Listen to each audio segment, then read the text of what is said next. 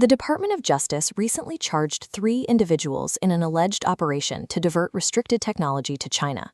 The indictment details the movement of roughly $2.5 billion in restricted U.S. AI servers. To disguise the physical movement of these assets, the operation allegedly utilized hairdryers to peel off secure labels, swapped barcodes, and deployed dummy systems to pass visual inspections.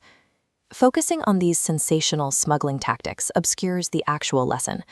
The indictment exposes an industry-wide failure of verification. Federal defense contractors often operate with a false sense of security. They rely on policy binders, signed onboarding forms, and supplier certifications, assuming a clean paper trail equals actual risk control. This is paperwork comfort. This comfort creates a blind spot called the drift, where official documents claim one thing while physical reality does another. In this diversion, legitimate-looking paperwork cleared routine audits, while the actual hardware moved through shell entities undetected. Relying on signed subcontracts without physical verification reduces supply chain security to compliance theater waiting to be tested by reality.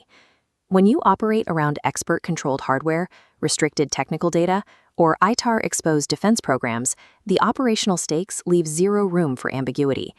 In these environments, possessing a clean policy statement is insufficient. The standard for compliance is the ability to reconstruct the physical life of an item and the life of its data, from origin to final authorized use. The Department of Commerce, through the Bureau of Industry and Security, targets this traceability gap. Their guidance mandates that organizations evaluate end-user risk and identify abnormal transaction behaviors in advanced technology supply chains. Similarly, the State Department's Directorate of Defense Trade Controls uses its Blue Lantern program to root out fraudulent export documentation by physically verifying the bona fides of foreign end users. Federal agencies verify physical reality because paperwork can lie. If the government is willing to verify bona fides and end use, prime contractors must enforce that exact same standard inside their own supplier ecosystems. Flow-down fidelity moves a compliance clause off the page and into operational reality through active IT system permissions, strict physical access badges, and verifiable shipping locks. A flow-down clause is worthless if your company cannot prove that it actually survived contact with the real world. This requires abandoning the mindset that chain of custody is a logistics issue or a warehouse problem. When handling sensitive defense programs, tracking physical custody is a critical, board-level national security mandate. To prove you control your supply chain, you must build a defensible operating system that can answer granular questions on demand. Who repackaged the item? Who checked whether the transaction pattern matched the stated purpose? Who actually had access to the technical data? Compliant organizations must possess the discipline to show the item, show the route, and show the evidence. If those answers are weak, delayed, or fragmented across subcontractors, your supply chain is merely undocumented in a way that feels temporarily convenient. For subcontractors in the defense ecosystem, this creates a new operational reality, the trust equation.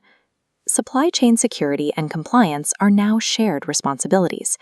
Every element of a subcontractor's internal operations, from their data handling protocols and labeling discipline to their warehouse processes, becomes a part of the prime contractor's overall risk picture. The business consequences are direct. If a prime contractor cannot trust a subcontractor's physical custody evidence, they cannot trust their assurances. In this market, a subcontractor that is expensive to keep quickly becomes easy to replace. This shift establishes risk posture as a primary strategic metric. Government buyers and primes are no longer evaluating vendors on technical capabilities alone. They are buying the verifiable defensibility of the vendor's operations. Despite this, most contractor websites fail to communicate operational discipline. They fill their pages with vague claims of innovation, while remaining silent on custody controls, supplier assurance, and how projects are governed from receipt to delivery. To survive market scrutiny, serious contractors must make their risk posture visible. They have to replace marketing buzzwords with specific proof points, broadcasting their secure facility processes and supplier governance models to the market. True compliance is a defensible operating system backed by physical evidence. Without the ability to survive a forensic review, the supply chain remains insecure in a way that has not been exposed yet.